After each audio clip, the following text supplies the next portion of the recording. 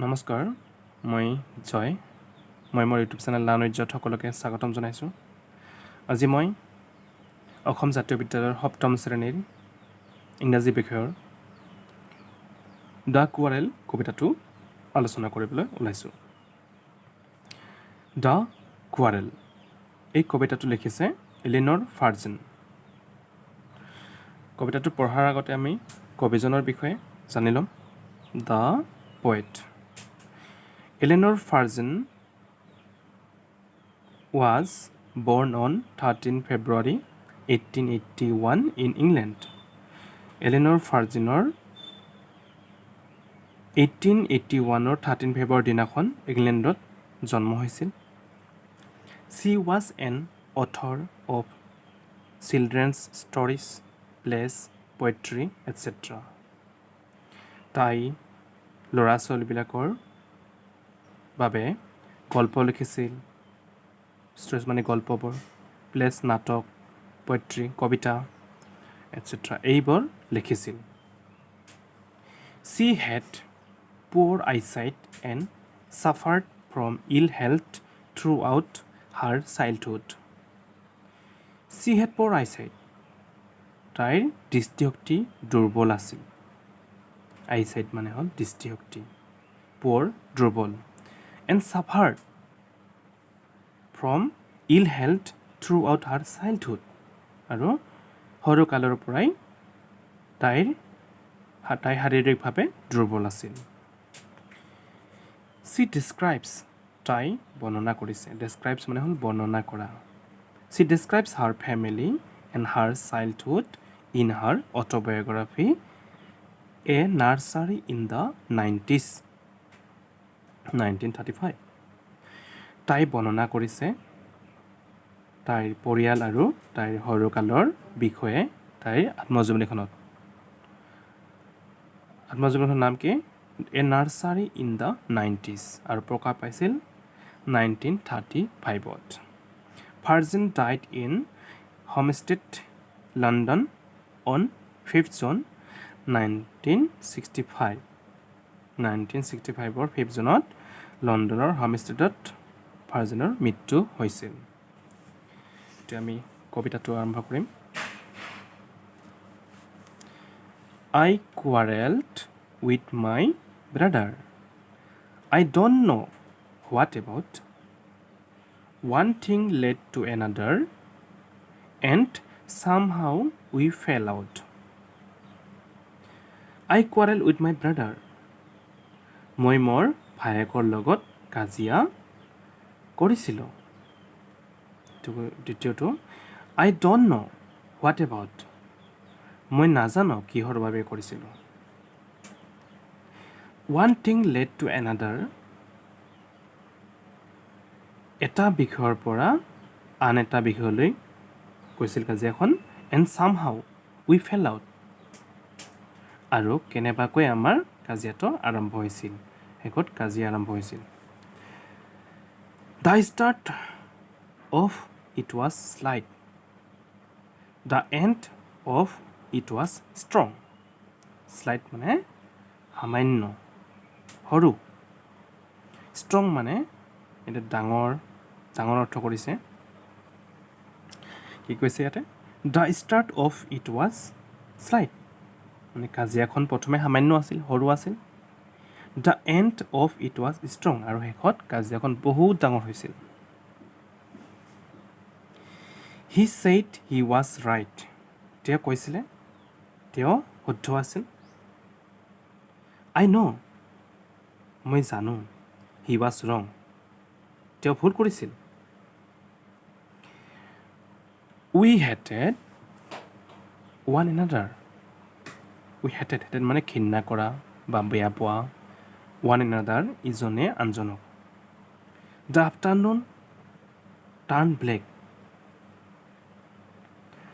We hated one another আমি ইজনে আনজনক ঘৃণা কৰিছিলোঁ বা বেয়া পাইছিলোঁ কাজিয়া কৰাৰ পিছত The afternoon turned black আৰু আবেলি সময়খিনি সিহঁতৰ বাবে অতি দুখৰ আছিল বা বেয়া সময় আছিল Then suddenly my brother thump me on the back suddenly মানে হঠাতেই থাম্প থপৰিয়াই দিয়া then suddenly my brother thump me on the back তাৰপিছত হঠাতেই ভাইজনে অৰ্থাৎ মোৰ ভাইজনে মোক পিছপিনে থপৰিয়াই দিছিল পিঠিত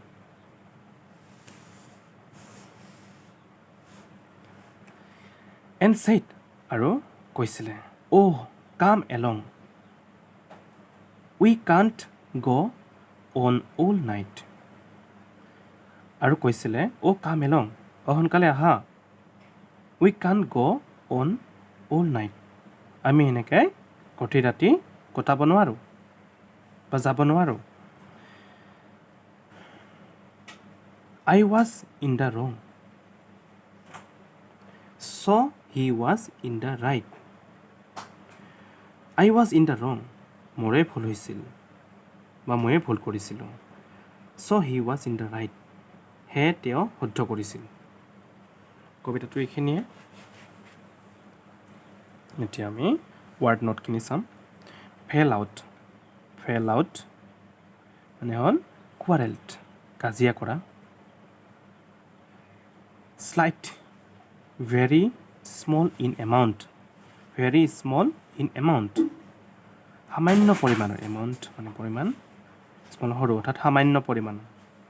হেটেড ষ্ট্ৰং ডিছলাইকড বহুত বেয়া পোৱা afternoon turn black the afternoon became gloomy মানে এন্ধাৰ বিকজ অফ দ্য কোৱাৰেল সেই আবেলি সময়খিনি সিহঁতৰ বাবে কি হৈছিল কাজিয়া কৰাৰ বাবে এন্ধাৰ যেন লাগিছিল এন্ধাৰ যেন হৈ পৰিছিল বা দুখৰ হৈ পৰিছিল thump to hit someone and make a loud deep sound কাৰোবাক আঘাত কৰা আৰু জোৰকৈ শব্দ উঠোৱা হেয়াৰে ফ্ৰেণ্ডলি জেচাৰ বন্ধুত্বসুলভভাৱে কাম এলং মানে হ'ল টু টেল চামবডি টু হাৰি কাৰোবাক সোনকালে আহিবলৈ কোৱা হাৰি মানে ততাতৈয়া কৰিব সোনকালে খৰধৰকৈ এতিয়া চামাৰিখিনি চাম one day a sister quarrel with her brother but the reason was unknown এতিয়া কোৱাৰেল মানে কাজিয়া কৰা ৰিজন মানে হ'ল কাৰণ আননন মানে অজ্ঞাত এদিনাখন এজনী ভনীয়ে তাইৰ ভায়েকৰ লগত কাজিয়া কৰিছিল কিন্তু কাজিয়াখন অজ্ঞাত আছিল দে চাউটেড এট ইচ আদাৰ চাউটেড মানে চিঞৰিছিল সিহঁতে ইজনে আনজনক চিঞৰিছিল the quarrel was mild at first কাজিয়াখন প্ৰথমে কি আছিল মিল্ড মানে সাধাৰণ বা সৰু প্ৰথমে কাজিয়াখন সৰু আছিল but it became strong in the and কিন্তু শেষত ই ডাঙৰ হৈছিল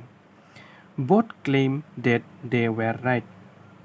বথ দুয়োজনেই দাবী কৰিছিল ক্লেইম মানে দাবী কৰা ডেট দে ৱেৰ ৰাইট সিহঁত দুয়োজনেই শুদ্ধ বুলি দে বিগেন টু হেট ইচ আদাৰ সিহঁতে ইজনে আনজনক বেয়া পাবলৈ আৰম্ভ কৰিছিল দে ডিড নট টক মানে কথা পতা দে ডিড নট টক সিহঁতে কথা পতা নাছিল টু ইচ আদাৰ ইজনে আনজনক টিল ইভিনিং সন্ধিয়া সময়লৈকে দ্য পইট চেছ ডেট কবিয়ে কৈছে যে যিহেতু দে ষ্টপড টকিং টু ইচ আদাৰ যিহেতু সিহঁতে ইজনে আনজনক কথা পতা বন্ধ কৰিছিল the afternoon became gloomy and it seemed darker than ever আৰু সেইকাৰণে আবেলি সময়খিনি সিহঁতৰ বাবে দুখৰ আছিল আৰু এন্ধাৰ যেন সিহঁতৰ ধাৰণা হৈছিল then suddenly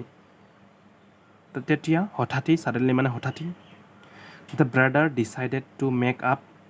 with his sister হঠাতেই ভাইজনে সিদ্ধান্ত ল'লে যে সিহঁতে বুজাবুজি কৰা উচিত হি ৱাকড মানে খোজকাঢ়ি গৈ আছিল আপ টু হাৰ এণ্ড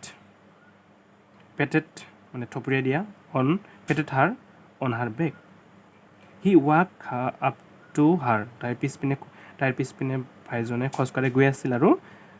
পিঠিত থপৰিয়াই দিছিল হি ছাজেষ্টেড তেওঁ পৰামৰ্শ দিছিল ডেট যে দে শ্বুড পেটছ আপ তেওঁ পৰামৰ্শ দিছিল যে সিহঁতে মীমাংসালৈ অহা উচিত হি এডমিটেড ডেট তেওঁ স্বীকাৰ কৰিছিল এডমিটেড মানে স্বীকাৰ কৰিছিল date he was at fault তেওঁৰে ভুল হৈছিল বুলি স্বীকাৰ কৰিছিল দাস এইদৰে he did the right thing to develop N amicable relationship এইদৰে তেওঁ এটা ভাল কাম কৰিছিল ভাল কাম কৰি সিহঁতৰ সম্বন্ধটো উন্নত কৰিছিল এতিয়া আমি এনচাৰখিনি চাম the quarrel answer the following questions প্ৰথম কুৱেশ্যনটো হৈছে who is the poet of the poem the quarrel quarrel কবিতাটোৰ কবি কোন এলেনৰ Farjeon is the poet of the poem the quarrel দ্বিতীয় প্ৰশ্নটো হৈছে whom did the sister quarrel with whom কাৰ সৈতে ভনীজনীয়ে কাজিয়া কৰিছিল the sister quarrelled with her brother অৰ্থাৎ ভনীজনীয়ে তাইৰ ভায়েকৰ লগত কাজিয়া কৰিছিল তৃতীয়টো what was the reason of the quarrel কাজিয়াখনৰ কাৰণ কি আছিল the reason of the quarrel was unknown মানে অজ্ঞাত what did the brother say at first প্ৰথমতে ভাইজনে কি কৈছিল এট ফাৰ্ষ্ট প্ৰথমতে দ্য ব্ৰাদাৰ ছেইড ভাইজনে কৈছিল ডেট হি ৱাজ ৰাইট তেওঁ শুদ্ধ কৰিছিল বুলি কৈছিল 5 নম্বৰটো হোৱাই ডিড দ্য ব্ৰাদাৰ চে ভাইজনে কিয় কৈছিল ডেট চে দ্য আফটাৰনুন টাৰ্ণ ব্লেক সিহঁতৰ আবেলি সময়খিনি এন্ধাৰ যেন কিয় বুলি কৈছিল বা অতি দুখৰ বুলি কিয় এনেকৈ কৈছিল দ্য ব্ৰাদাৰ ছেইড ভাইজনে কৈছিল ডেট যে দ্য আফটাৰনুন টাৰ্ণ ব্লেক এইখিনি ইয়াতে আছে ইয়াৰ পৰা ষ্টাৰ্ট কৰা হৈছে দ্য ব্ৰাদাৰ সেইটো ছেইড হ'ব পাষ্ট টেন্সৰ ফৰ্মত দিব লাগিব দ্য আফটাৰনুন টাৰ্ণ ব্লেক এইখিনি আছে ইয়াতে বিকজ কাৰণ ডে মানে কাৰ কথা কোৱা হৈছে ইয়াতে the brother and his sister ভাইজন আৰু তেওঁৰ ভনীয়েকৰ কথা হৈছে ঠিক আছে দে ডিড নট টক যিহেতু সিহঁতে কথা পতা নাছিল টু ইচ আদাৰ টিল ইভিনিং সন্ধিয়া সময়লৈকে সেইকাৰণে দ্য আফটাৰনুন টাৰ্ণ ব্লেক বুলি কৈছে হাউ did the কোৱাৰেল come to an and কাজিয়াখনৰ কেনেদৰে সামৰণি ঘটিছিল দ্য ব্ৰাদাৰ ছাডেনলি ডিচাইডেড ভাইজনে হঠাতেই সিদ্ধান্ত কৰিছিল to make up with his sister ভনীজনীৰ সৈতে বুজাবুজি কৰিবলৈ he walk up to her তেওঁ তাইৰ পিছে খোজকাঢ়ি গৈ আছিল এণ্ড পেটেড মানে থপৰিয়াই দিছিল হাৰ অন হাৰ বেক তাইৰ পিঠিত থপৰিয়াই দিছিল হি ছাজেষ্টেড তেওঁ পৰামৰ্শ দিছিল ডেট যে দে শ্বুড পেটছ আপ অৰ্থাৎ ভাইজনে পৰামৰ্শ দিছিল যে সিহঁতে মীমাংসালৈ অহা উচিত এট লাষ্ট অৱশেষত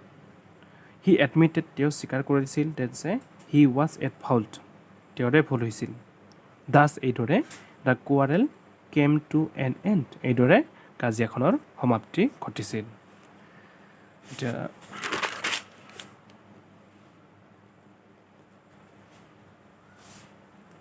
নেক্সটটো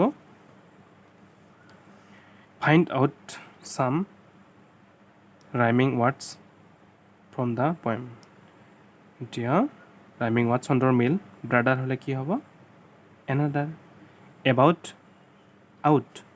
slight right strong wrong black back এইখিনিয়ে আজিলৈ ইমানেই